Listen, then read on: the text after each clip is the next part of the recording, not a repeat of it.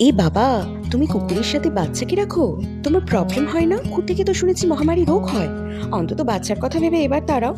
এই, কি করছো? বাচ্চাকে ট্যাব দেখতে দাও তুমি।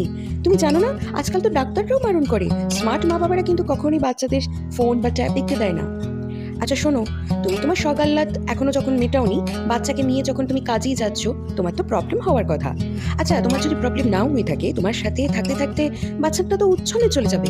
এগুলো কি তুমি কিছুই জানো না?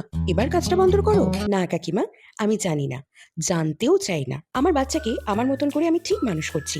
আসলে পেটে সেলাইয়ের যন্ত্রণা থেকে দীর্ঘদিন রাত জাগা, মেয়ের ডায়েট, ভ্যাকসিনেশনের যন্ত্রণা, আমার পোষ্যের হাইজিন, তার দামি ডাক্তার, দামি ভ্যাকসিন, সংসার, রান্না, বর, একাকিত্ব, হাসি, কান্না, সবগুলোই যখন প্রবলেম থাকলেও সামলে নিয়েছি, তখন কেনই বা প্রবলেম হবে?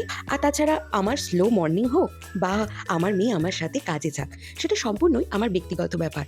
আসলে আমি একটা জিনিস বুঝতে পারি না, যখন এত সব কিছু চলাকালীন আপনারা সামনে থেকেও কানা ছিলেন, হঠাৎ করে আমার ভালো থাকার সময়গুলোতেই আপনাদের দৃষ্টিশক্তি কিভাবে ফেরত আসে?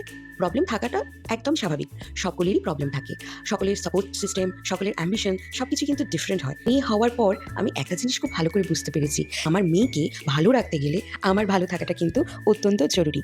আর আপনারা আশীর্বাদ করুন আমার মেয়েকে যেন ভবিষ্যতে আর কিছু না হোক, ভালো মানুষ তৈরি করতে পারি।